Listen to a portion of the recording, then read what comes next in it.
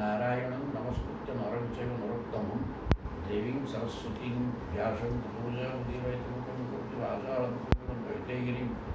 यत्कृपात्तमहं वन्दे परमानन्दमाधवं निगमकल्पतरुगणितं फलं शिवमुखागमं तद्रवसंयुतं पिबत भागवतं रमालयं गुरोरसिका भुविभावुकाः ॐ व्यासं वसिष्ठनौकारं सत्यपुत्रमकल्मषं पराशरात्मजं वन्दे सुखदातं तपोनिधिम् ॐ व्यासाय विष्णुरूपाय व्यासरूपाय विष्णवे नमो वै ब्रह्मनिधये वासिष्ठाय नमो नमः ॐ श्री परमात्मने नमः ॐ नमो भगवते वासुदेवाय। दशम स्कंध ବର୍ତ୍ତମାନ ରାମକୃଷ୍ଣ ଦୁହିଁଙ୍କୁ ଅକ୍ରୁର ଆଣିଛନ୍ତି ଏବଂ ଅପରାହ୍ନରେ ଆସିକି ପହଞ୍ଚିଲେ, ଉଦ୍ୟାନରେ ବିଶ୍ରାମ କରିଥିଲେ ଏବଂ କହିଲେ ଆମେ ଚାଲ ବୁଲିଯିବା, ମଥୁରାର ବାହ୍ୟ ଦେଖିବା କୁଆଡ଼େ କ'ଣ ହେଇଛି।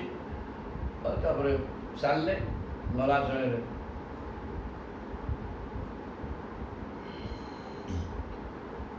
ଧୋବା ପିଲା ଗୋଟେ ଲୁଗା ଦେଇକି ଦେଉଥିଲା, ସେ ବର୍ଷନା କଲେ, ତେଣୁ ତାକୁ ଚଟକଣି ପକେଇଲେ, ତା ମୁଣ୍ଡ କଟିଗଲା। ତାପରେ ବସ୍ତ୍ର ପିନ୍ଧିକି ପଳେଇଲେ। ସେ ବସ୍ତ୍ର ଧରିକିରି ଆସିଲେ, ଜଣେ ଦର୍ଜି ଆସିଲା, ସେ ତାଙ୍କୁ ସୁନ୍ଦର ଭାବରେ ବସ୍ତ୍ର ପିନ୍ଧାଇଦେଲା। ତାପରେ ସୁଦାମା ମାଳି ତା ଘରକୁ ଗଲେ ଏବଂ ସେ ଚନ୍ଦନ ଫନ୍ଦନ ଲଗେଇ ସୁବେଶ କରାଇଦେଲା। ତାପରେ କ'ଣ ହବ ନା ଆସିବ ପୂଜା। ବର୍ତ୍ତମାନ ଆସିବ ଦଶମ ସ୍କନ୍ଧ ଅଧ୍ୟାୟ 82। ଏଠି କ'ଣ ହବ ଦେଖିବା। ଶ୍ରୀଶୁକୋବାଚ ଅର୍ଥ ବ୍ରଜନ ରାଜପଥେନ ମାଧବ ସ୍ତ୍ରିୟଂ ଗୃହୀତାଙ୍ଗ ବିଲେପ ଭାଜନୀଙ୍ଗି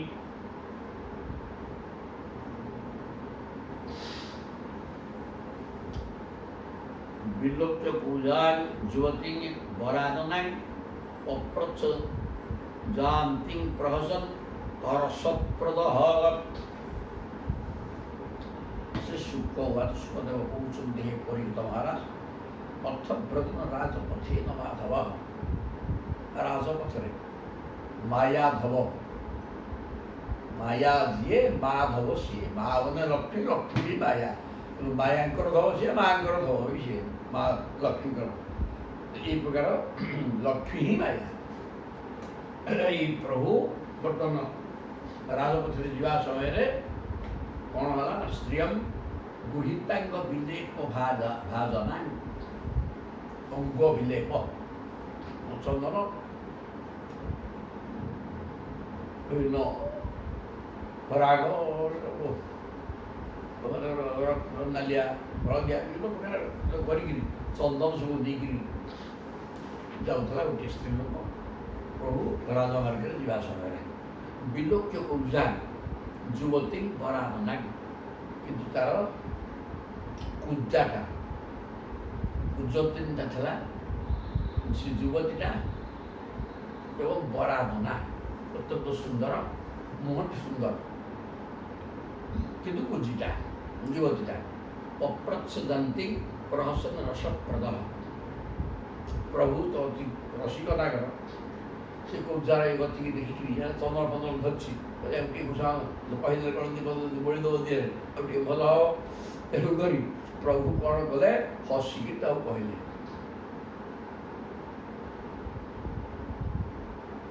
କ'ଣ କହିଲେ, କାତ୍ୱଂ ଚରୁର୍ବେ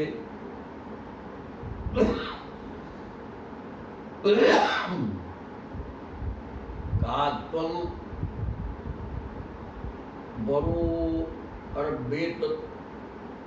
बेतदु हानुलेपनं कस्यांगने वा कथयस्व साधुनः देहावयोः अंग विलेप उत्तमं श्रेय ततस्ते न चेत् भविष्यति। कात्वं बरोर बेतदु,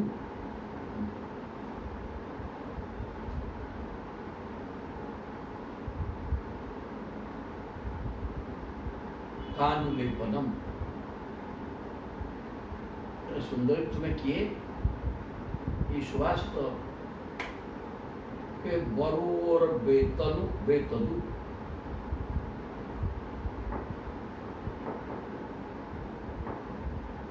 हानुलेपनम। ये सुभाष तो चंदन अंगराग कहा पाई नहीं गिर कश्यांग देवा आमको सत कथा कह ये तो बढ़िया चंदन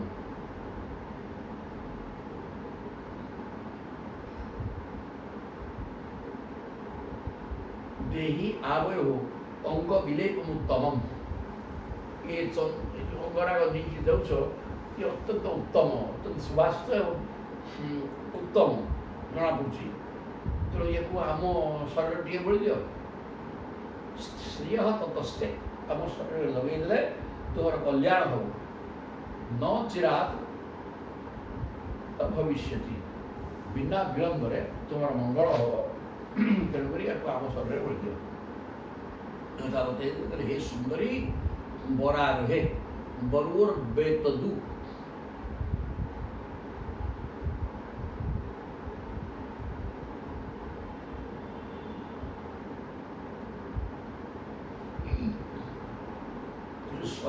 वाचक पूजा कहला दासी अस्मि अहम दास्यस्म्यहम सुंदर कंस सम्मता प्रभुता सुंदरी कही दी ये छाड़ो कहीं प्रभु तो दिव्य रूप ना सी सुंदर तो जगत में किए नहीं जगन मोहन रूप तेणु प्रभु सी कहला दासी अस्मि अहम दासीटा हे सुंदर कंस सम्मता कंसर गोटे दासी कंस मत बहुत भल पाए त्रिवक्रमाना त्रिवक्रनामा मो ना है त्रिवक्र तीन टा कुज अच्छी तेणु मो ना त्रिवक्र नामा ह्यनुलेप कर्मणि मो अनुलेपन कर्म करे चंदन पत्र हो सब नहीं कंस पूजाई चंदन बढ़िया कार्यक्रम करे कंसर मद भावित भोजपते अति प्रियम मो हाथ चंदन गोला मो हाथ चंदन सेवा अरे भोजराज कंस अत्यंत खुशी तेणु बिना जुबाई को अन्यतम तदरगति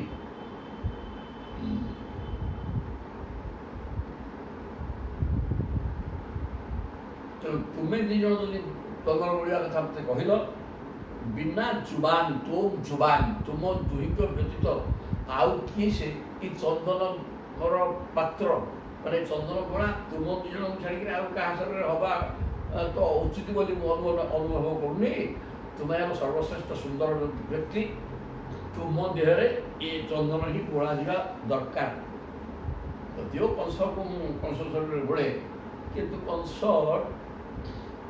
दुर्चंडा आपण तुम दुई जन देहरे बोला ठीक है कथा कहला रूप पेशल माधुर्य हसितालाप वीक्षित धर्षितात्मा ददौ सान्द्रम उभयो अनुलेपनमु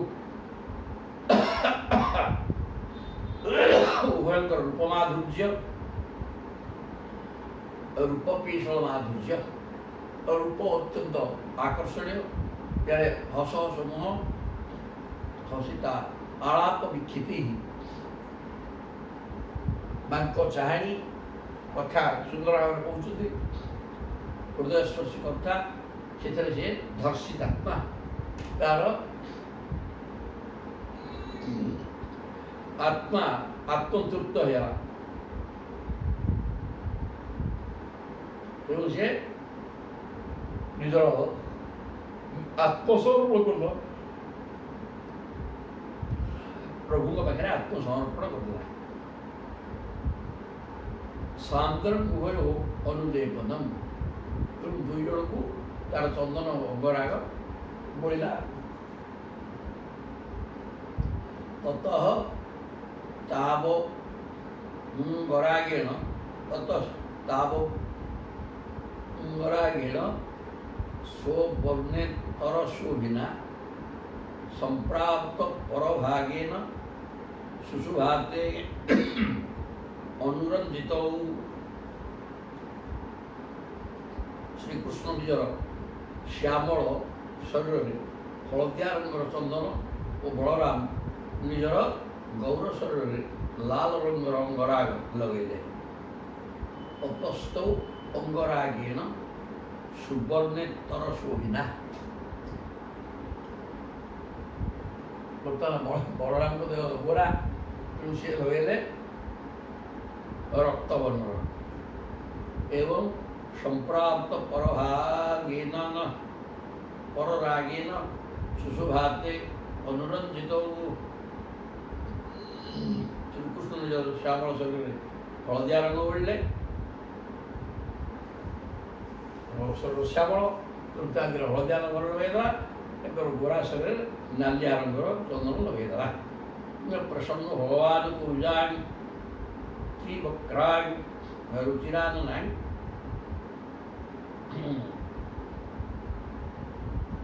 रुद्रीं कर्तुं मनश्चक्रे दर्शयन दर्शने फलम प्रभु से जेतले बिना द्विधारे प्रभु को सुंदर बोल के संबोधन करी बोले तुम्हें दुई जन ही ये अंगराग योग्य पात्र अटा बोली कहीकि शरीर अंगराग बोला प्रभु तापर प्रेम होगा प्रभु मन तापर अत्यंत खुशी हो प्रभु तो कौन कले ततः तवागम प्रसन्न हो भगवान त्रिवक्रा को उपजान तीन टा पूजता था तो ताना भी त्रिवक्रा एवं मुखटे अति सुंदर रुचिराननान रुद्री कर्तुक भल मनुष्य करवा सीधा आयु अंगाट खाई गुज आज गुज को सड़की दवा ये कथा चिंता करी दर्शयन दर्शने फलम कारण सी मोर दर्शन कला आम अंग को स्पर्श कला तार पाप रहा जदि किसी पाप फल स्वरूप भोगुला पापर फल स्वरूप पूजा होकरी असुंदर होता बर्तमान से नष्ट है जेहतु आम अंग संपर्क आसला चंदन बोला बिना द्विधारे तेणु या आम किसी श्याम किसी दला आम किसी दर्शन फल मैंने कि मिल तेणु आम दर्शन फल दवाई प्रभु ता पूज को हटे देवा चिंता कले कौन कले सीटू पदभ्याग आकर्ण प्रपदे जंगुलयुक्तान पाणिना प्रगृह पूजे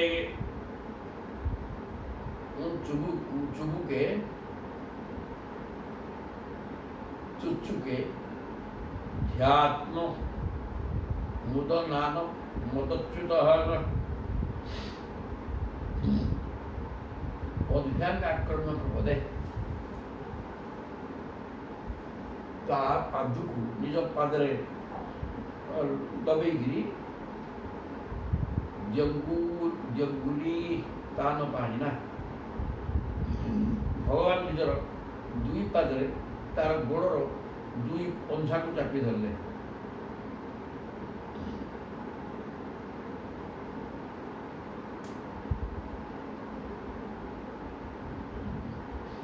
दी पादरे तार दी पादर पंछा को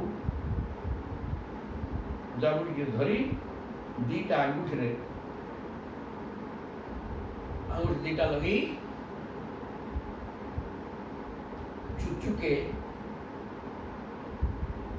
मार कोली उठी लपट के जल्दी के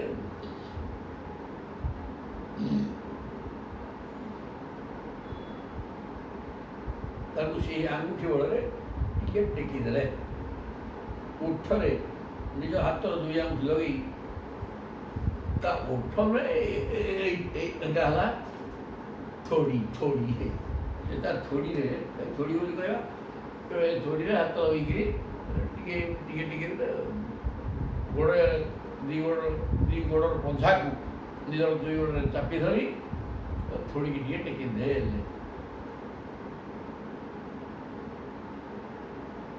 ଚୁଚୁକେ ଥୋଡ଼ି ସା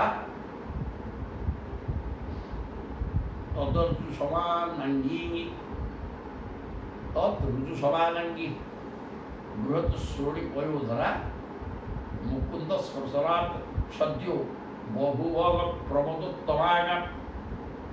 ସେଇ ସମୟରେ ସେଇ ହରିବଲିଆ ଆମର ସେଇ କୁର୍ଜାଟା ସା କୁର୍ଜା ତଦର୍ଜୁ ସମାନାଙ୍ଗା ସେ ଅତ୍ୟନ୍ତ ତାର ଅଙ୍ଗ ଖାଲ ଢିବ ବଙ୍କା ଟକା କୁଜ ଥାଇକି ହେଇଥିଲା ସବୁ ସମାନ ଅଙ୍ଗ ହେଇଗଲା ସିଧା ହେଇଗଲା। ବୃହତ୍ ଶ୍ରୋଣୀ ପୟୋଧରା ତାର ଯୌବନ ପ୍ରକାଶିତ ହେଲା, ଅତି ସୁନ୍ଦର ଥିଲା। ତିନିଟା କୁଜ ଥିଲା, ତା ନାଁ ଥିଲା ତ୍ରିବକ୍ରା। ତାକୁ ଏକାଥରେ ତାର ଦି ପଞ୍ଝାକୁ ନିଜର ଦୁଇ ଗୋଡ଼ରେ ଚାପି ଧରି ଚିବୁକକୁ ଚିବୁକ ଏଇ ଥୋଡ଼ିକି ଦି ଆଙ୍ଗୁଠିରେ ଟେକିଦେଲେ ସମକ୍ଷ ହେଲା। ମୁକୁନ୍ଦ ସ୍ପର୍ଶନାଥ ସଦ୍ୟ ବହୁ ପ୍ରମୋଦୋତ୍ତମା। ଭଗବାନଙ୍କର ସ୍ପର୍ଶ ପାଇ ସେ ଅତ୍ୟନ୍ତ ଅତି ସୁନ୍ଦରୀ ବୃତ୍ତି ହେଇଗଲା। ଉତ୍ତମ ପ୍ରମୋଦା ସ୍ତ୍ରୀ, ଉତ୍ତମ ସ୍ତ୍ରୀରେ ପରିଣତ ହେଲା ପୂଜାଟା। ତତ୍ତ୍ୱ ଅରୂପ ଗୁଣୌଦାର୍ଯ୍ୟ ସମ୍ପନ୍ନା ପ୍ରାହ କେଶବଂ ଉତ୍ତରିୟାଂ ତମାଦୃଶ୍ୟ ସ୍ମୟନ୍ତୀ ଜାତହୃତ୍ସୟାଙ୍ଗା। କ'ଣ କଲା ସେଠୁ? ତତ୍ତ୍ୱ ଅରୂପ ଗୁଣ ଔଦାର୍ଯ୍ୟ ସମ୍ପନ୍ନା ପ୍ରାହ କେଶବଂ। ସ୍ତ୍ରୀଲିଙ୍ଗ ଶବ୍ଦଟା ଭଗବାନଙ୍କ ଗୁଣ ଗୁଡ଼ାକ ନୁହଁ। ସେ ଅତ୍ୟନ୍ତ କୁତ୍ସିତ ରୂପ ଥିଲା, ତା ଉତ୍ତମ ରୂପ ହେଇଗଲା। ଗୁଣ ସମ୍ପନ୍ନା ଉଦାର ଗୁଣ ଯୁକ୍ତ এই ପ୍ରକାର ହେଇଗଲା। ତାର ଗୋଟେ ଜିନିଷ ପ୍ରଭୁଙ୍କର ଶରୀର ସ୍ପର୍ଶ ପାଇଗଲା, ତାର ପାପ ନଷ୍ଟ ହେଇଗଲା, ତେଣୁ ତାର ଗୁଣ ମଧ୍ୟ ବଦଳିଗଲା, ସବୁ ହେଇଗଲା। এই ପ୍ରକାର କେଶବମ୍ ପ୍ରାହ ଭଗବାନ କହିଲା। କ'ଣ କହିଲା? ଉତ୍ତରୀୟ ପନ୍ତଂ ଆକୃଷ୍ୟ। ଉତ୍ତରୀୟ ମାନେ ଏ ବେଢ଼ାଣିଟା ଉତ୍ତରୀୟ ବସ୍ତ୍ର ନା ଏଇଟା ତାକୁ ଝିକିଲା ଧରିକିରି ଉତ୍ତରୀୟ ବସ୍ତୁକୁ ଝିକି ସ୍ମୟନ୍ତୀ ହସି ହସିକିରି ଜାତ ଉଚ୍ଛୟା। ତା ହୃଦୟରେ ପ୍ରେମ ଭାବ ଜାଗ୍ରତ ହେଲା। କ'ଣ ଚିନ୍ତା କଲା? ଯେଉଁ ଶରୀରକୁ କେହି ଚାହୁଁନଥିଲେ, ମୁଁ ତ ସ୍ତ୍ରୀ ଲୋକେ ମୁଁ ତ ବିବାହ କରିପାରିଥାନ୍ତି, କୌଣସି ପୁରୁଷ ମୋତେ ଗ୍ରହଣ କଲେନି, ପୁରୁଷ ଥିଲା ହାତରୁ। ବର୍ତ୍ତମାନ ମୋତେ ଇଏ ପ୍ରଥମରୁ ଆସୁ ସୁନ୍ଦରୀ ବୋଲି ସମ୍ବୋଧନ କଲେ। ମୁଁ ସୁନ୍ଦର ହେଇଥିଲି ବାବା, ସୁନ୍ଦର ତ ମୁଁ ନଥିଲି, ମୋତେ ସୁନ୍ଦରୀ ସମ୍ବୋଧନ କଲେ ଏବଂ ଶେଷରେ ତାଙ୍କ ଅଙ୍ଗ ସ୍ପର୍ଶ କରି ମୋ ଶରୀରଟାକୁ ସଳଖ କରିଦେଲେ। ମୁଁ ଦିବ୍ୟ ରୂପ ପାଇଗଲି। ତେବେ ଇ ରୂପଟା ଯାହା ହାତରେ ହେଲା, ଯାହା ଅଙ୍ଗ ସ୍ପର୍ଶ ଦ୍ୱାରା ଏବଂ ତ ରୂପ ପାଇଲି, ଏ ଅଙ୍ଗ ତାର ଆଉ ଜଣଙ୍କର କାହିଁ ହବ? ତେଣୁ ପ୍ରଭୁ ତୁମେ ମୋର ସ୍ୱାମୀ ହେଇଯାଉ। ଲୁଗା ମାନେ ଉତ୍ତରୀୟ ବସ୍ତୁରୁ ଧରିକି ଟାଣିଲା, ହସିକି ଆସ। ଏହି ବୀର ଗୃହଂ ଜାମଃ ନତ୍ୱାଂ ତ୍ୟକ୍ତୁମିହଚ୍ଛୟେ ତ୍ୱୟା ଉନ୍ମଥିତ ଚିତ୍ତାୟାଃ ପ୍ରସୀଦ ପୁରୁଷର୍ଷଭ। ଏହି ପୁରୁଷ ମାନେ ପୁରୁଷ ଶ୍ରେଷ୍ଠ, ପୁରୁଷ ସିଂହ। हे प्रभु, हे वीर, यही गृहम जाम आस बहु बुझा। गृहम जाम उत्तर धरिकी भेजानी बड़ भाई अच्छे सियाड़े नपान त्यक्तु विहोत्सय। बड़ भाई खाली कि पुणी गोपाल असत दले समस्त धरिकी प्रभु जाऊे। तेणु उत्तर धरिकी भेड़ी यही गृहम जाम आस घर को चलवा। नत्वान त्यक्तु विहोत्सय। ଆପଣ ତୁମକୁ ଛାଡ଼ିବା ପାଇଁ ମୁଁ କେବେ ହେଲେ ମୁଁ ତୁମକୁ ଛାଡ଼ିପାରିବି ନାହିଁ। ତ୍ୱୟା ଉନ୍ମୋଚିତ ଚିତ୍ତାୟା। ବର୍ତ୍ତମାନ ତୁମ ସମ୍ପର୍କ ଲାଭ କରିବା ପାଇଁ ମୋ ଚିତ୍ତ, ମୋ ମନ ମନ୍ଥନ ହୋଇଯାଉଛି। ମୋ ମନ ଅଥୟ ହେଉଛି ତୁମ ସଙ୍ଗ ଲାଭ କରିବା ପାଇଁ। ପ୍ରସିଦ୍ଧ ପୁରୁଷ ଏହି ପୁରୁଷ ଶ୍ରେଷ୍ଠ ମୋ ଉପରେ ପ୍ରସନ୍ନ ହୁଅ। ଏବଂ ସ୍ତ୍ରିୟା ଯାଚ୍ୟମାନ କୃଷ୍ଣ ରାମସ୍ୟ ପଶ୍ୟତଃ ଭଗବାନ ବଳରାମ जी ଦେଖୁଥିବା ଅବସ୍ଥାରେ ଏ ସ୍ତ୍ରୀ ଲୋକଟା ଏ ପ୍ରକାର ପ୍ରଭୁକୁ ଯାଚିଙ୍ଗା କଲା। ମୁଖମ ବିକ୍ଷ ଅନୁଗାନାଂ च ପ୍ରହସନ ତାଙ୍ଗୁବାଚ। ଇଆଡ଼େ ବଳରାମ ଅଛନ୍ତି, ସିଆଡ଼େ ଅନୁଗ ତାଙ୍କର ଅନୁଗାମୀ ନିଜର ସମବୟସ୍କ ବାଳକମାନେ ଅଛନ୍ତି।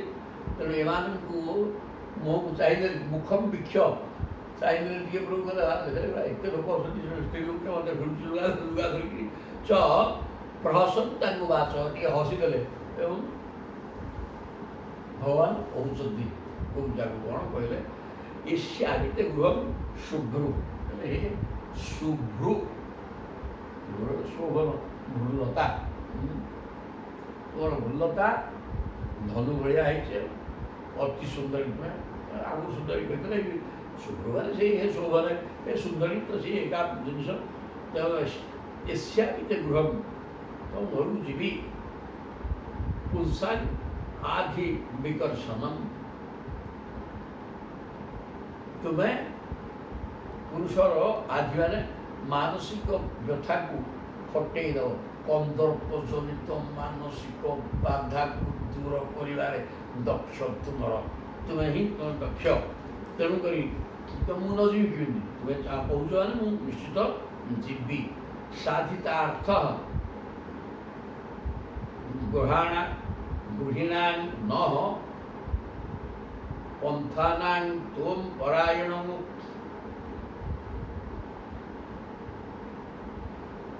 ଆମ ପରି ଗୃହସ୍ଥାଶ୍ରମରେ ଥିବା ବ୍ୟକ୍ତି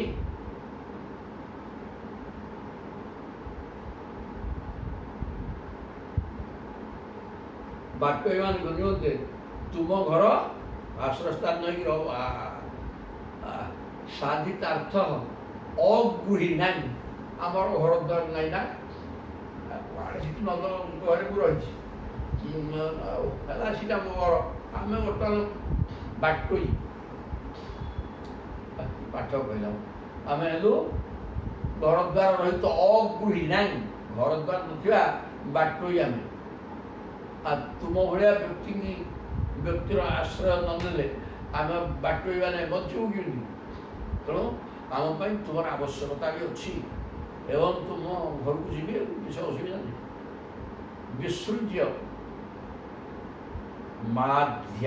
ମାଧ୍ବା ବାନ୍ୟା ତାନ୍ ବ୍ରଜନ ମାରିକେ ବଳିକି ପଠେଇ ଦାନୁପାୟନ ତାମ୍ବୁଳ ଶ୍ରଗନ୍ଧି ସାଗ୍ରଜୁର ଶୀତହର ବିସୃଜ୍ୟ ମାଧ୍वी ବାନ୍ୟା, ଅତି ମଧୁର କଥା କହି ତାକୁ ବୁଝେଇ ଦେଲେ। ସାଙ୍ଗସାଥି ସବୁ ଅଛନ୍ତି, କିଛି ବିଭିନ୍ନ ପ୍ରକାର କାମରେ ଆସିଛି, ଓ କାର୍ଯ୍ୟକ୍ରମ ସରିଲେ ତୋ ଘରକୁ ଯିବି, କିଛି ବ୍ୟସ୍ତ ହେବନି।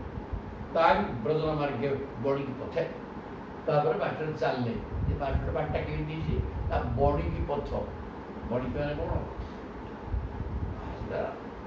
କଂସର ରାଜଧାନୀ ସହରଟା, ତେଣୁ ବାଟର ଦୁଇ ପଟେ ଦୋକାନ ବଜାର ସବୁ ରହିଛି। ଏଇଟା ରାଜମାର୍ଗ, ତେଣୁ ଦୁଇ ପାଖରେ ବିଭିନ୍ନ ଦୋକାନ ବଜାର ରହିଛି। ଆଉ ସେ ଭିତରେ ପ୍ରଭୁ ଚାଲିଲେ। ନାନା ଉପାୟନ, ଯିବା ସମୟରେ ହେ କୃଷ୍ଣ ବଳରାମ ଆସିଛନ୍ତି ଏମିତି କରିକି ସରକାର ହାଉଳି ହେଇଗଲା। ତେଣୁ ସବୁ ଲୋକମାନେ ଉପାୟନ, ଢୌକନ ମାନେ ଭେଟି ଧରିକି ଆସିକି ପାଇଲେ। କିଏ ପାନ ଖିଲ ଆଣିଛି, କିଏ ଫୁଲମାଳ, କିଏ ଚନ୍ଦନ, ସାଗ୍ର ଯେଉଁ ରଚିତ ଅଗ୍ରଜ ବଳରାମଙ୍କ ସହିତ ଭଗବାନ କୃଷ୍ଣ ଏଇସବୁ ମଥୁରାବାସୀଙ୍କ ଦ୍ୱାରା ଅର୍ଚ୍ଚିତ ହେଲେ। ତାକୁ ସତ୍କାର କଲେ, ପୂଜା କଲେ, ସବୁ ଦେଇକି ତଦ୍ଦର୍ଶନ ସ୍ମର କ୍ଷୋଭାଦାତ୍ମାନ ନାଭିତ ସ୍ତ୍ରିୟ ବିଶ୍ୱସ୍ତ ବାସ କବର ବଳୟାଗା ଲେଖ୍ୟମୂର୍ତ୍ତୟ। ପ୍ରଭୁଙ୍କର ଏପରି ଶରୀର ସୌନ୍ଦର୍ଯ୍ୟ ଥିଲା, ଯେକୌଣସି ସ୍ତ୍ରୀ ଲୋକ ଦେଖିଲେ ଆକର୍ଷିତ ହୋଇଯିବ। ସମସ୍ତେ ତ ଆକର୍ଷିତ ହୋଇଯିବେ, ତେଣୁ ସ୍ତ୍ରୀମାନେ ବି ଆକର୍ଷିତ ହୋଇଯିବେ ବେଶୀ। କହିଲେ ସମସ୍ତେ ଜଗତ ଆଗ ସେ ରୂପ ଦେଖିଲେ ଆଖି ପିଛଡ଼ା ପଡ଼ିବନି, ପଲକ ପଡ଼ିବନି, ନିର୍ନିବେଶନରେ ଚାହିଁକି ରହିଥିବେ। ତେଣୁ ସ୍ତ୍ରୀମାନେ ମଧ୍ୟ ସ୍ତ୍ରୀମାନଙ୍କର ମନ ଆଉ ଟିକେ ଅଧିକା ଭିନ୍ନ ପ୍ରକାର ହେଇଯିବ। ତେଣୁ କହିଲେ ତଦର୍ଶନ ସ୍ମର କ୍ଷୋଭାତ, ପ୍ରଭୁଙ୍କୁ ଦେଖିବା କ୍ଷଣି ମଥୁରାବାସୀ ସ୍ତ୍ରୀମାନଙ୍କର କନ୍ଦର୍ପ ଭାବା କାମ ପୀଡ଼ା ମନରେ ସୃଷ୍ଟି ହେଲା। ଆତ୍ମାନ ନାବିଦ ସ୍ତ୍ରୀୟ, ତେଣୁ ସେମାନେ କାମ ଭାବା ସେମାନଙ୍କର ହୃଦୟରେ ଜାତ ହେଲା। ବିଶ୍ୱସ୍ତ ବାସ କବର, କାହାର ଲୁଗା ଖସି ପଡ଼ିଲାଣି, କାହାର ଖୋସା ଖସି ପଡ଼ିଲାଣି। ଏହି ପ୍ରକାର ଅବସ୍ଥାରେ ବଳୟୁ ଲେଖ୍ୟବୃତ ସେ ନିଜର ଅଙ୍ଗଭୂଷଣ ବା ଶରୀର ପ୍ରତି ଧ୍ୟାନ ନ ଦେଇ ନିର୍ନିବେଶ ନୟନରେ ବିଲକୁଲ ସତ୍ୟ ଯେମିତି ଚିତ୍ରରେ ଲେଖା ହେଇଛି ଗୋଟିଏ ମୂର୍ତ୍ତି, ଏହି ପ୍ରକାର ଆକାର ହେଇ ପ୍ରଭୁଙ୍କୁ ନିର୍ନିବେଶନରେ ଚାହିଁକି ରହିଲେ। ଆଉ ସେମାନଙ୍କ ମନରେ କାମ ବିକାର ଜାଗ୍ରତ ହେଲା। ତତଃ ପୌରାଣ ପୃଚ୍ଛମାନ ଧନୁଷ ସ୍ଥାନମଚ୍ୟୁତ ତସ୍ମିନ୍ ପ୍ରବିଷ୍ଟ ଦଦୃଶେ ଧନୁ ଐନ୍ଦ୍ର ବିବାଦ ଭୂତମ୍। ତାପରେ କ'ଣ କଲେ? ପୌରାଣ ପୃଚ୍ଛମାନ, ପୌରାଣ ସେ ମଥୁରାବାସୀ ଲୋକମାନଙ୍କୁ ପଚାରିଲେ, ତାଙ୍କର ଗୋଟେ ଧନୁଯାତ୍ରା ହେଉଛି ପରା? ନା, ହଁ। କେଉଁଠି ସେ ଧନୁ ଥୁଆ ହେଇଛି ଟିକେ କହିଲ? ତତଃ ପୌରାଣ ପୃଚ୍ଛମାନ ଧନୁଷ ସ୍ଥାନମ୍, ଧନୁର ସ୍ଥାନଟା କେଉଁଠି, ମାନେ କେଉଁ ଜାଗାରେ ଧନୁଟା ସଜିଆ ହେଇକି ଥୁଆ ହେଇଛି, ଏଇଟା ତେବେ ଜାଣିଛ କି? କହିଦେବ ଆମକୁ। ହଁ, ମଥୁରାବାସୀ କେହି ଜାଣିବେନି। ତସ୍ମିନ୍ ପ୍ରବିଷ୍ଟ ସୂଚନା ଦେଲେ ଅମୁକ ଜାଗାରେ ରହିଛି, ଦେଖ ତସ୍ମିନ୍ ପ୍ରବିଷ୍ଟ, ତାଙ୍କର ସେ ଜାଗାକୁ ଯାଇକି ପହଞ୍ଚିଗଲେ। ଦଦୃଶେ ଧନୁ ଐନ୍ଦ୍ର କିବାଦ ଭୂତମ୍, ଦେଖିଲେ ଏଇଟା ଆରେ ଇନ୍ଦ୍ର ଧନୁ ଭଳିଆ ହେଇଛି, ଏଇଟା ଚମତ୍କାର ଧନୁରେ ସାହସ ଯାଇକି ରହିଛି। ଦେଖିଦେଲେ ପ୍ରଭୁ ପୁରୁଷେ ହିଁ ଭୂଭି ଗୁପ୍ତମ୍ ଅର୍ଜିତମ୍ ପରମର୍ଦ୍ଧିତମ୍ ବ୍ୟଜ୍ୟମାଣ ନୃଭି କୃଷ୍ଣ ପ୍ରସହ୍ୟ ଧନୁରାଦଦେ। ପୁରୁଷେ ହିଁ ବହୁଭି ଗୁପ୍ତମ୍, କଂସ ନିର୍ଦ୍ଦେଶରେ ଅନେକ ସିପାହୀ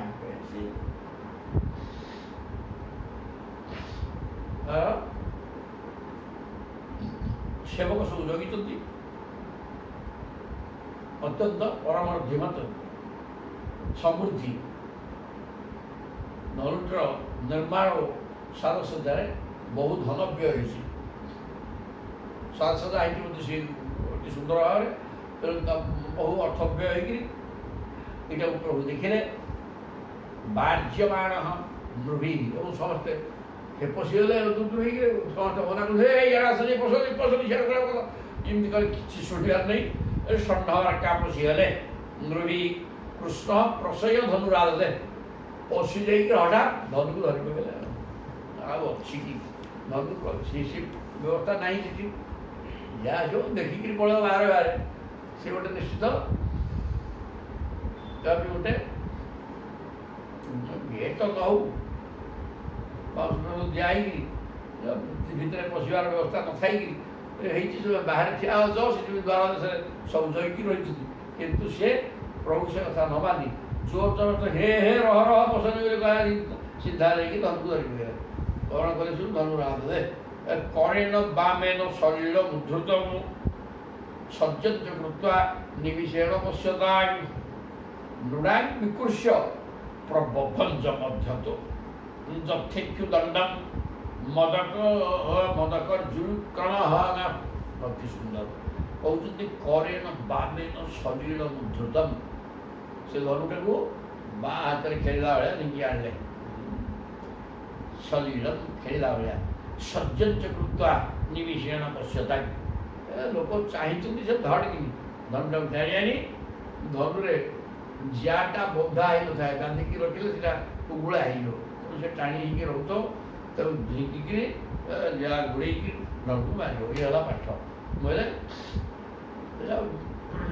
ଟାଣ ରହିବ। ତେଣୁ ସାଙ୍ଗେ ସାଙ୍ଗେ ଧନୁରେ ଜିଆ ଚଢ଼େଇ ଦେଲେ।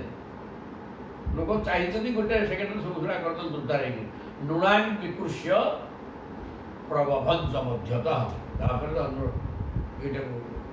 जिया को टाणी टाणी धनुटा दिखंड हो धनु भांगीगला प्रबभंज मध्यतः मझुर दी भागेगला जथि क्षुदड्डम सते जमी गोटे आखु मद करी उरुक्रम मदमुक्त हस्ती हाथी की आखुटा के हाथी मदमुक्त हाथी आखु भांगीगला भाया खंड करमती धनटा को खेला भाया पर टाणी आनी विखंड करदे तापर कौन हम देखा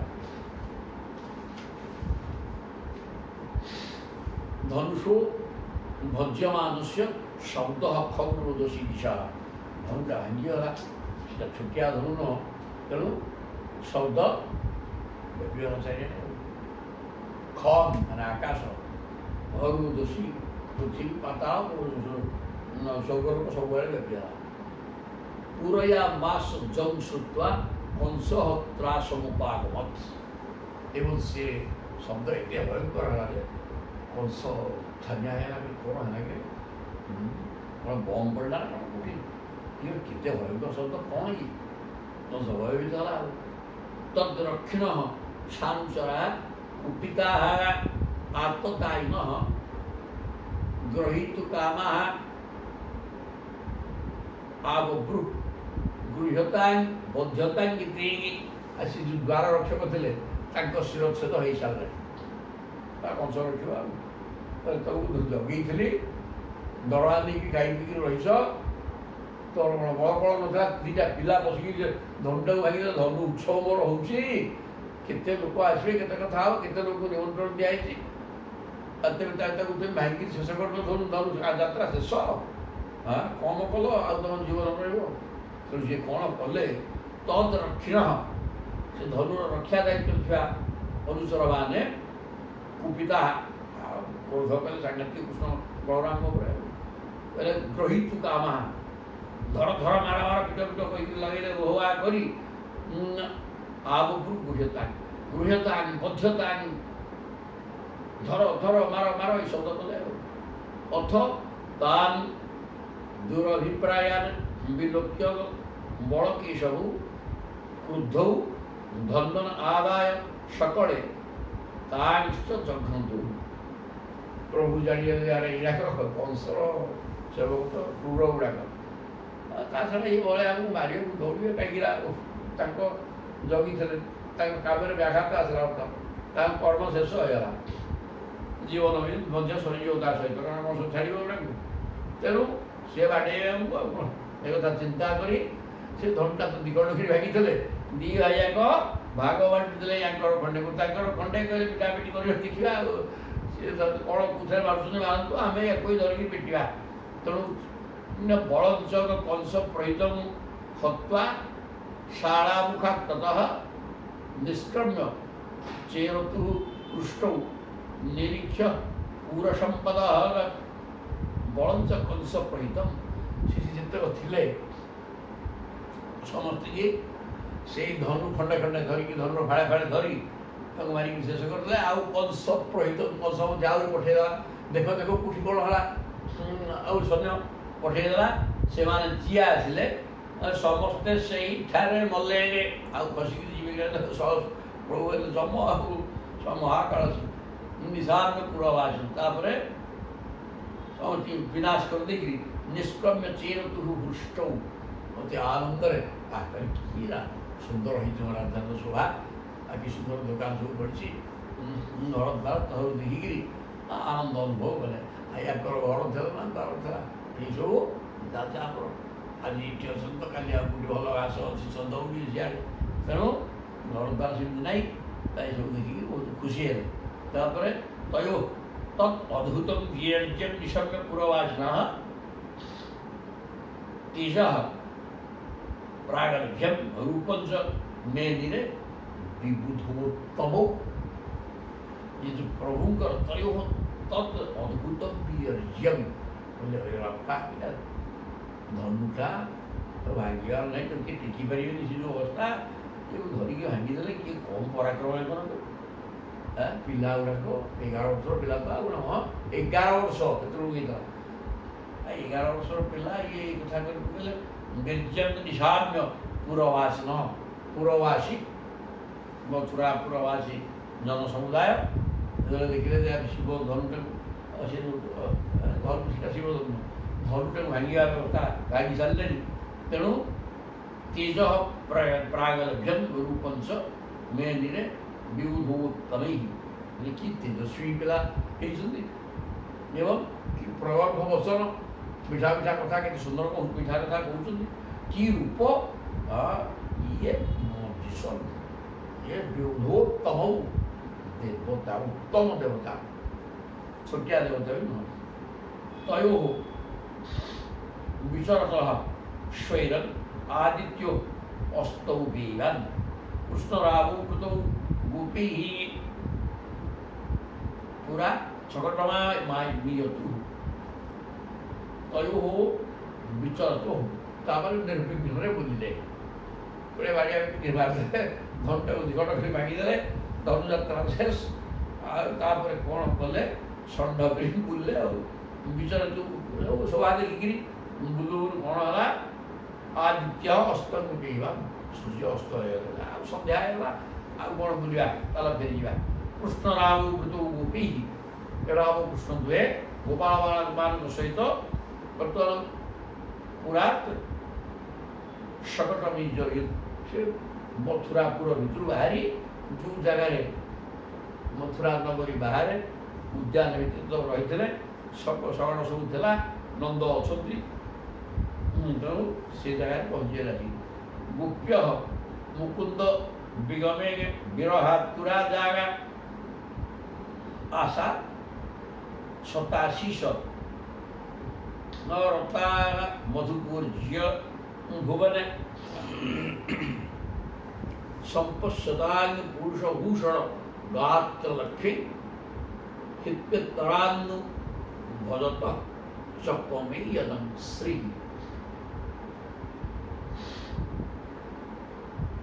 ତାପରେ କହୁଛନ୍ତି ଗୋପ୍ୟ ମୁକୁନ୍ଦ ବିଗମେ ବିରହାତୁରାଲା। ମୁକୁନ୍ଦ ଭଗବାନ ଶ୍ରୀକୃଷ୍ଣଙ୍କର ବ୍ରଜ ଛାଡ଼ିକିରି ଆସିବା ପରେ ଗୋପାଙ୍ଗନା ମାନେ ଭଗବାନଙ୍କ ବିରହରେ କାତର ହୋଇଗଲେ ବିକଳ ହେଲେ। ଆଶା 87 ରତା ମଧୁପୁର ଝିଆ କୁଆର ଝିଅ ଭୁବନ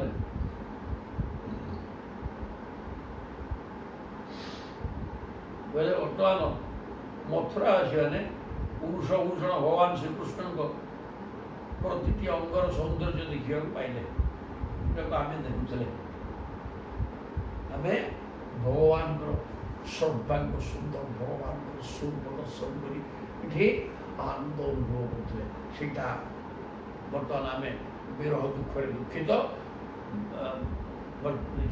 ମଥୁରାପୁରର ନରନାରୀମାନେ ଆମେ ଯେଉଁ ସୌନ୍ଦର୍ଯ୍ୟ ଦେଖିକିରି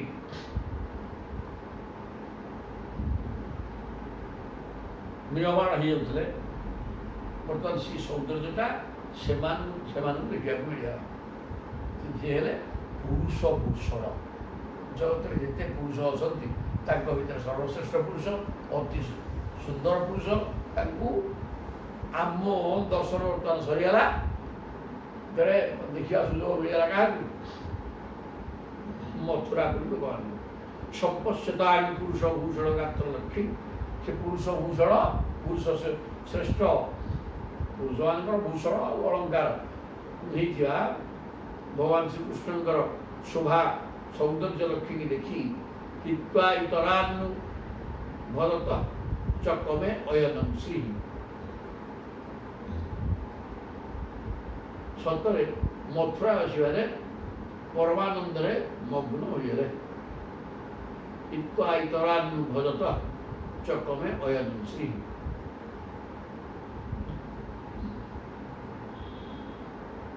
ଗୋପୀମାନେ ବିରହାତୁରା ହୋଇ ମଥୁରା ନରନାରୀମାନଙ୍କ ସମ୍ବନ୍ଧରେ ଯାହା ସବୁ କହିଥିଲେ ତାହା ଅକ୍ଷରେ ଅକ୍ଷରେ ସତ୍ୟ ହୋଇଗଲା। ମାନେ ଗୋପାଳଙ୍କର ମାନେ ଆଗକୁ କହୁଥିଲେ ଯେ ଇଏ ମଥୁରାପୁର ଯିବା ପରେ ସେ ମଥୁରାବାସୀ ସ୍ତ୍ରୀମାନେ ୟାଙ୍କ ପ୍ରତି ଆକୃଷ୍ଟ ହୋଇଯିବେ ଏବଂ ତାଙ୍କୁ ପାଇକିରି ଇଏ ଆମକୁ କାହିଁକି ମନେ ପକେଇବି।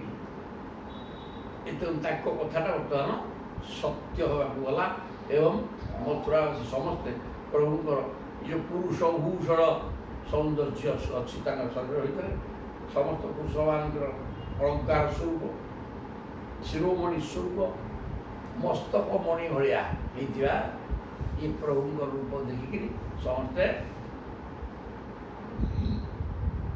ଆନନ୍ଦିତ ହେଲେ।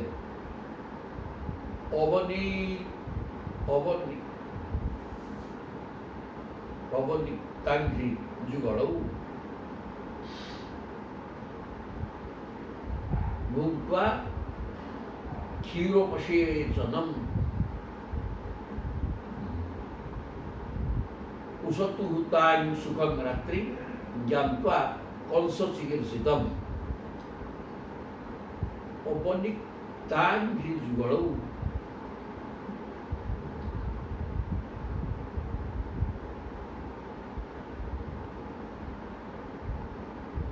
पहुंचले देखी कोठी उद्यान भितर पहुंची कृष्ण बलराम हाथ गोड़ धोई अवनिक्तांघ्रि जुगलौ अवधि धोइबा हाथ गोड़ सब धोईदे भुक्ता क्षीरोपसेवन एवं क्षीरी सब स्वादिष्ट क्षीरी आ सब तो क्षीर तैयारी हम असुविधा कौन अच्छी तो क्षीर परिपूर्ण क्षीर तैयारी सब सुविष्ट द्रव्य खाई उसतु तांग रात्रि से रात उद्यान शोई पड़े सुखम आराम शोले ज्ञापा कंस चिकीर्षितम प्रभु जानीगले कंसर चिकित्सा मैंने कर्तव्य इच्छा कंस कौन चाहूँगी कहीं डाक्टर कौन कर बुझीगले ना ये नारद आगे कही ना परदिन तुम जीव कंसबद्ध हम कही कहब कौन न कहब कौन प्रभु तो सर्वज्ञ सब ठीक जानते तेणु से चिंता कले कंस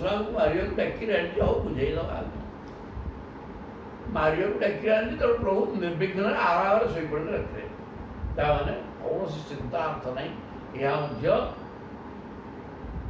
सूचना दूसरी या उपदेश दूसरी भागवत कहते अरे मानव केतले कौन हम ताकू नहीं चिंता करी राति अनिद्रा होम काली सकाଳେ युद्ध हम मरिया सकाଳେ मरिया ना तापू राति कहीं दिन धर मरथु राति आग निद नहींकि मरबू कहीं तेणु खाई आराम शोईथा जेतले जोटा कर्तव्य हिसाब से सब खकु आसो से चिंता करी कौन कर ପରେ କ'ଣ ଗୋଟେ ହେବ ବୋଲି ତାକୁ ନଈ ନଦୀ ଖୁଡ଼ ଲଗା ରାଜ୍ୟରେ ଯାଇକି ବସିବୁ ନା ପ୍ରଭୁ ଆରାମରେ ଗାଈ ଭିଡ଼ି ଶୋଇପଡ଼ିଲେ କଂସ କ'ଣ କରିବା ଆମେ ତ ଜାଣିଛେ ଦେଖିବା କାଲି ସକାଳେ ବୁଝିବା କଂସସ୍ତୁ ଧନୁଷୁ ଭଙ୍ଗମ ରକ୍ଷିଣାନ୍ ସୁବଳସ୍ୟ च ବଦ୍ଧଂ ନିଶମ୍ୟ ଗୋବିନ୍ଦ ରାମ ବିକ୍ରୀତଂ ପରମ କଂସ ମଧ୍ୟ ଦୂତ ଯାଇକି ପହଞ୍ଚିଲେ प्रभु धनु भागीदेले एवं रक्षिणान सुबलस्य रक्षीमान सहित जी धनु रक्षा दायित्व थे से मारिदेले एवं आपण द्वारा प्रेरित सैन्य सामंत को मारिदेले सब कौन गले एक शुणी गोविंद राम विकीर्तम परम बलराम एवं श्रीकृष्णकर खेला भाया अवहेय मरामरी कर ये कथा शुणिक कंस भयभीत ये धनु भगत कंस मरण आड़ परम दीर्घ प्रजागरु भीत दुर्निमित्ता दुर्गति बहुन्यचु भयथा मृत्युर दैत्यकरांचन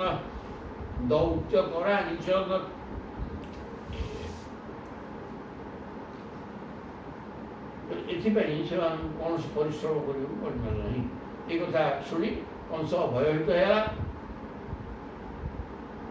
निद है दीर्घ प्रजागर भीत भयभीत है इतना भय लगे कहला ये सत कथा आकाशवाणी ଅଷ୍ଟମ ଗର୍ଭ ମାରିବ। ଆଉ ଇଏ ତ ଅଷ୍ଟମ ଗର୍ଭ ମଲ୍ଲି ମଲ୍ଲି ମଲ୍ଲି ଚାଲିଲା ତାର ମଲ୍ଲିରେ ବାପା ଆଉ ରକ୍ଷା ନାହିଁ, ଇଏ ଜମ ପଳେଇ ଆସିଲେ। ଏମନ୍ତ ଚିନ୍ତା କରି ରାତିରେ ନିଦ ହେଲା ନାହିଁ। ଦୁର୍ଦେବିକା ଦୁର୍ମତି, ଦୁର୍ବୁଦ୍ଧି କଂସ ଅନେକ ଅଶୁଭ ସ୍ୱପ୍ନ ଦେଖିଲା। ବହୁନ୍ନଚଷ୍ଟେ ନଚଷ୍ଟୁ ଭୟଥା ମୃତ୍ୟୁ ଦୌତ୍ୟକରାଣି ଚ। ଜାଗ୍ରତ ଅବସ୍ଥାରେ ତଥା ସ୍ୱପ୍ନରେ ମଧ୍ୟ ଏପରି ବହୁତ ଅଶୁଭ ଲକ୍ଷଣ ଦେଖିବାକୁ ପାଇଲା, ଯାହାକି ମୃତ୍ୟୁର ସୂଚନା ଦେଲା। ଯାହା ସେ ଦେଖିବାକୁ ପାଇଲା ଜାଗ୍ରତ ଅବସ୍ଥାରେ ବା ସ୍ୱପ୍ନ ଅବସ୍ଥାରେ ସବୁ ମୃତ୍ୟୁର ସୂଚନା ଦେଲା। ବୋଲା ଅଦର୍ଶନଂ ସୁଶିରସଃ ପ୍ରତିରୂପେ ସତ୍ୟପି। ଜାଗ୍ରତ ଅବସ୍ଥାରେ ସେ ଦେଖିଲା ଯେ ଜଳରେ ଓ ଦର୍ପଣରେ ତାର ପ୍ରତିବିମ୍ବ ପଡ଼ୁଛି ସତ, କିନ୍ତୁ ପ୍ରତିବିମ୍ବରେ ତାର ମୁଣ୍ଡ ନାହିଁ। ଇଏ ଗୋଟେ ମୃତ୍ୟୁ ଲକ୍ଷଣ। ଦର୍ପଣରେ ଚାହିଁଲେ ପ୍ରତିବିମ୍ବ ପଡ଼ିବ କିନ୍ତୁ ମୁଣ୍ଡ ନଥିବ, ବୋଇଲେ ମୃତ୍ୟୁ ପାଖେଇ ଗଲା, ମୃତ୍ୟୁ ହେଇଯିବ, ଆଉ ଡେରି ହେବନି। ସୁନ୍ଦର କଥା। ଅଦର୍ଶନ ତାପରେ ଅସତ୍ୟ ବି ଦ୍ୱିତୀୟ ଦ୍ୱୈରୂପ୍ୟଂ ଜ୍ୟୋତିଷାଂ କଥା। ତା ଆଖିରେ ଆଙ୍ଗୁଠି ଇତ୍ୟାଦି ନ ଚାପିଲେ ମଧ୍ୟ ଚନ୍ଦ୍ର ତାରା ଦୀପଶିଖା ସବୁ ଦିଟା ଲେଖାଏଁ ଦିଶିଲା। ସରିଲା। ଛିଦ୍ର ପ୍ରତି ଛାୟା, ନିଜ ଛାଇ ଭିତରେ ସବୁ କଣା କଣା ଦିଶିଲା ଛିଦ୍ର। ପ୍ରାଣ ଘୋଷାନୁପଶ୍ରୁତି ଘୁ ମୁ ଶବ୍ଦ କାନରେ ଆଙ୍ଗୁଠି ଦେଲେ ଯେଉଁ ଘୁ ମୁ ଶବ୍ଦ ଶୁଭେ ତାକୁ ତାହା ଶୁଭିଲାନି। ଆଚ୍ଛା ଆଚ୍ଛା ଆଚ୍ଛା, କାନରେ ଆଙ୍ଗୁଠି ଦେଲେ ଗୋଟେ ଘୁ ହେଉଛି, ଏ ଶବ୍ଦ ଶୁଭିବନି। ତାହେଲେ ମରିବା ପାଖେଇ ଗଲେ କ'ଣ କ'ଣ ହବ ଏ ସୂଚନା ଏଠି ଦିଆଗଲା। ଦର୍ପଣ ବା ଜଳ ଭିତରେ ନିଜର ପ୍ରତିବିମ୍ବ ପଡ଼ିବ କିନ୍ତୁ ମୁଣ୍ଡଟା ଦିଶୁନଥିବ। ସରିଲା। ଆହୁରି ଛାୟା ଦେହରେ ଛିଦ୍ର ଦିଶିବ, ସବୁ ଜିନିଷ ଯୋଡ଼ା ଯୋଡ଼ା ଦିଶିବ। ଚନ୍ଦ୍ର ଗୋଟିଏ ଦେଖିଲା ସେ ଯୋଡ଼େ ଦିଶୁଥିବ, ତାରକା ଗୋଟିଏ ଯୋଡ଼ିଏ ଦିଶୁଥିବ। ଏମିତିକା ପୁଣି କାନରେ ଆଙ୍ଗୁଠି ଦେଇକି ଘୁ ଘୁ ଶବ୍ଦ ଶୁଏ, ଏଇଟା ଶୁଭିବନି। ସ୍ୱର୍ଣ୍ଣ ପ୍ରତୀତି ବୃକ୍ଷେଷୁ।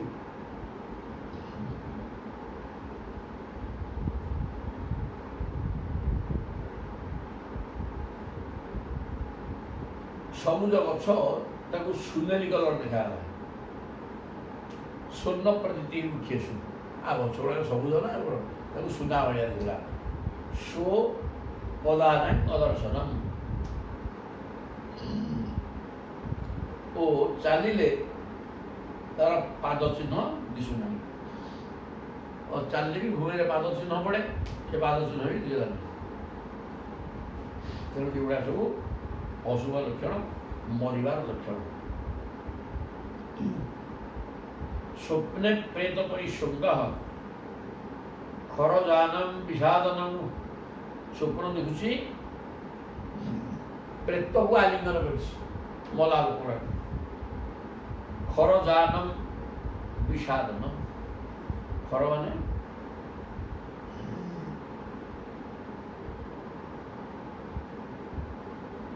ଗଧରେ ଚଢ଼ି ଯାଉଛି।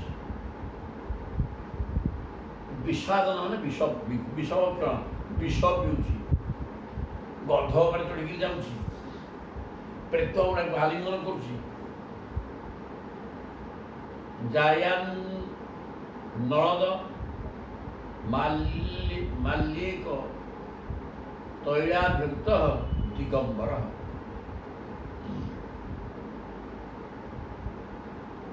ଜାୟାନ୍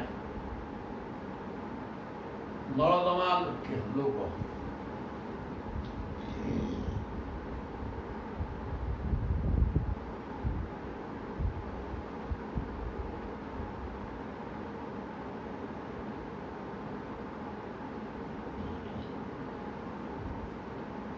जाया नरदमाल्यिक तैलाभक्त दिगंबर लंगड़ा दिगंबर तेल बोला मंदार माल पकाई जाऊँगी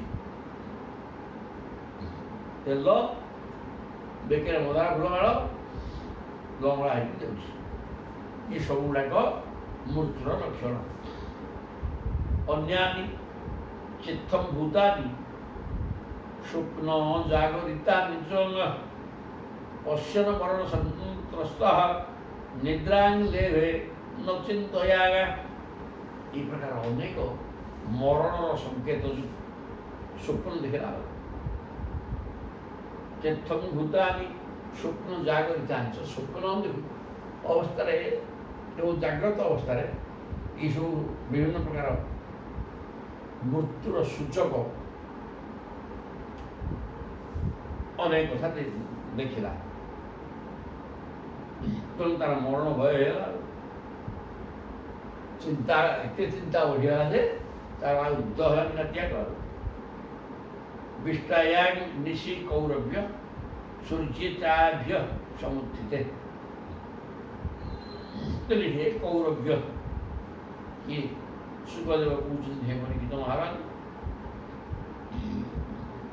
विष्टायांग निशि कौरव्य राति पाइगला सूर्य उदय होगले कारया मास वही कंस मल्ल क्रीड़ा महोत्सव तापर कंस आसीगले रंगमंच उपरकू मल्ल युद्ध आरंभ होगा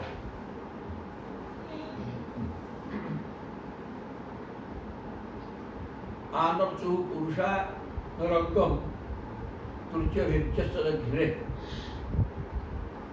राज कर्मचारी मैंने रंग सुंदर भाव में सजाई देते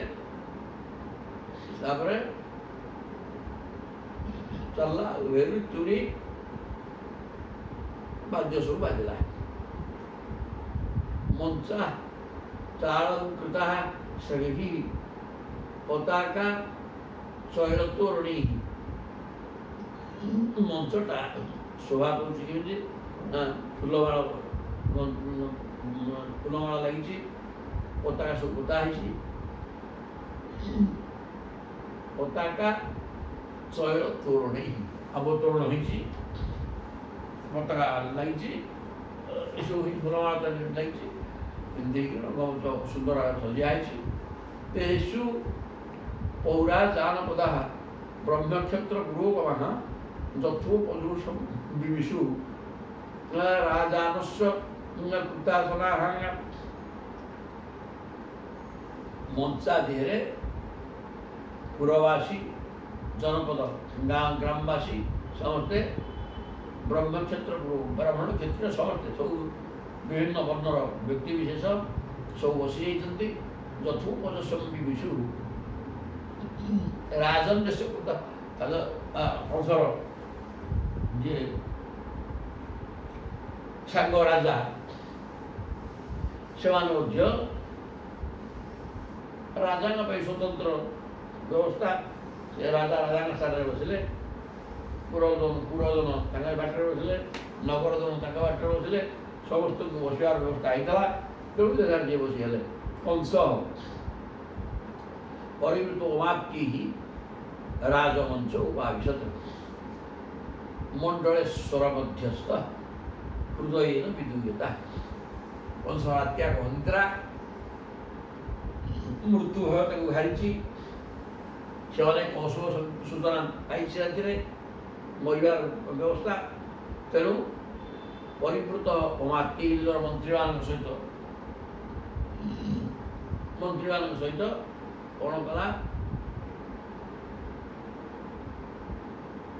राजमंच उपाविशत कंस बसा गोटे राजकीय मंच या सी मंचा बसला मंडलेश्वर मध्यस्थ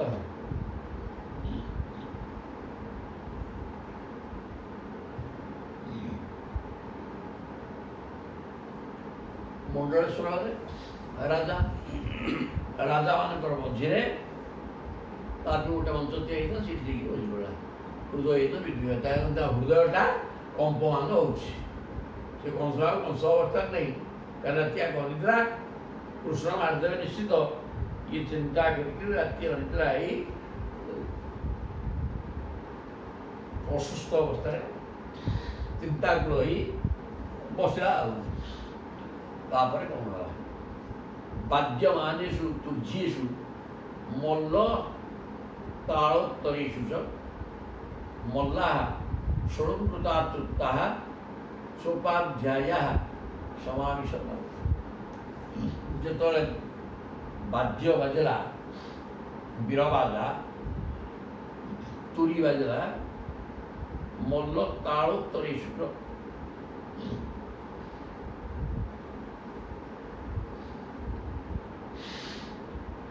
ପହିଲବାନମାନଙ୍କ ବାହାସ୍ଫୋଟ ଶୁଭିଲା ଓ ତା ସହିତ ନାନା ପ୍ରକାର ବାଜା ବାଜି ଉଠିଲା।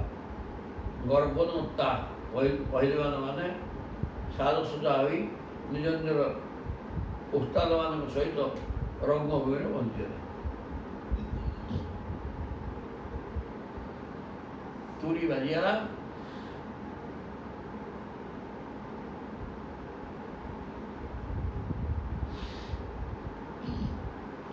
ନାନା ପ୍ରକାର ବାଦ୍ୟ ବାଜିଲା, ମଲ୍ଲମାନେ ସଜେଇ ପହଞ୍ଚିଗଲେ। ଏବଂ ଚାଣୁର ମୁଷ୍ଟିକ କୁଟ ସଲ ତୁଷଳ ଏବଚ ते आसेतु उपस्थानम बल्कून वाद्य प्रहर्षितः। वाद्य प्रहर्षिता जो बाजा बाजला तेणु अति आनंद चांड मुष्टिक कुट सल कुशल ये मल्ल मैंने रंगमंच प्रवेश कले। नंद गोपादय गोपा भोजराज समाहूता निवेदित उपायन हाथे एक अंचना विसंगने नंद मध्य आश्चित ना नंद और गोपाल बालक मैंने समस्त गोपाल मैंने भोजराज समाहूता भोजराज कंस द्वारा निमंत्रित ये सब आसती एमाने मध्य निवेदित उपायना गोटे भेटी आनी क्षीर ये सब ताकि सब कौन कले से भेटी द्रव्य कंस जिमा दी दिखी